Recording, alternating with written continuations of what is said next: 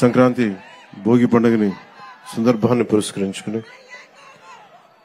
అమరావతి మన రాజధాని, ఆంధ్రప్రదేశ్ రాజధాని, ఇక్కడి నుంచి రాష్ట్ర మన ప్రజలందరికీ సంక్రాంతి శుభాకాంక్షలు. ఈ వేదిక పైన ఉన్న పెద్దలు, మాజీ ముఖ్యమంత్రి, ప్రస్తుత ప్రతిపక్ష నాయకులు శ్రీ నారా చంద్రబాబు నాయుడు గారికి మనస్ఫూర్తిగా నా హృదయపూర్వక నమస్కారాలు. ఈ వేదిక పైన ఉన్న తెలుగుదేశం నాయకులకి, పెద్దలకి, జనసేన నాయకులకి, ప్రతి ఒక్కరికి పేరు పేరున హృదయపూర్వక నమస్కారాలు, సంక్రాంతి శుభాకాంక్షలు.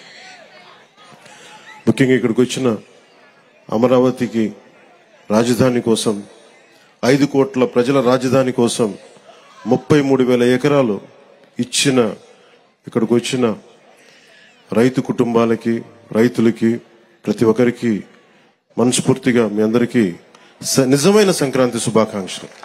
గత 4 సంవత్సరాలుగా ఈ రాష్ట్రానికి పీడ పట్టింది. ఆ పీడ తొలగిపోయే టైం అయింది.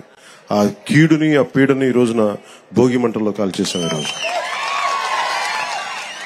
నాకు మీ కష్టాలు తెలుసు.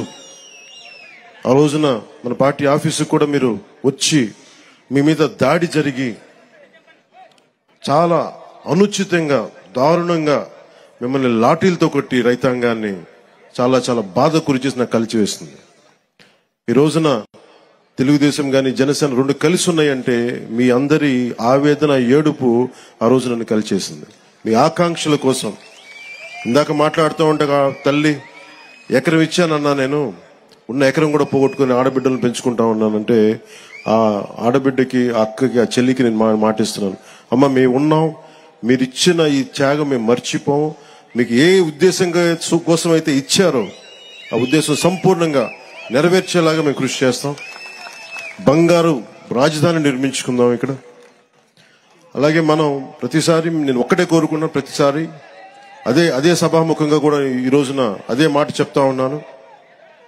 ప్రతిసారి మీరు జై అమరావతి అన్నప్పుడల్లా ఒకటి గుర్తుపెట్టుకుని, మీరు ఆంధ్ర కోసం, మీరు 5 కోట్ల మంది ప్రజల కోసం మీరు ఈ రోజున రాజధాని ఇచ్చారు. జై అమరావతితో పాటు జై ఆంధ్ర నినాదాన్ని కూడా మీరు తీసుకెళ్లాల్సింది. ఎందుకంటే మీరు అన్నప్పుడల్లా మీరు ప్రజలకు తెలుస్తూ ఉంటుంది మీరు చేసిన త్యాగాలు. కేవలం జై అమరావతి అంటే ప్రజలకి, 5 కోట్ల మంది ప్రజలకి అర్థం కావట్లా. కేవలం అది అమరావతి సమస్య అనుకుంటారు. ఇది అమరావతి సమస్య కాదు, 5 కోట్ల మంది ప్రజల సమస్య. ఈ రోజున మీకు వచ్చిన కష్టం రేపొద్దున శ్రీకాకుళం, ఇచ్చాపురంలో వస్తుంది. అటుపోతే మనకి ఇంక్లూడింగ్ కడపలోని పులివెందులో కూడా వస్తుంది.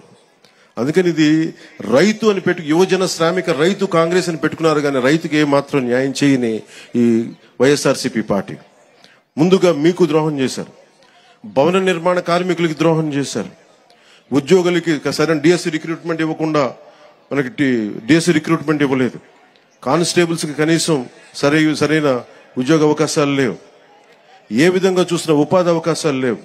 వీటన్నిటినీ కలిచివేసింది.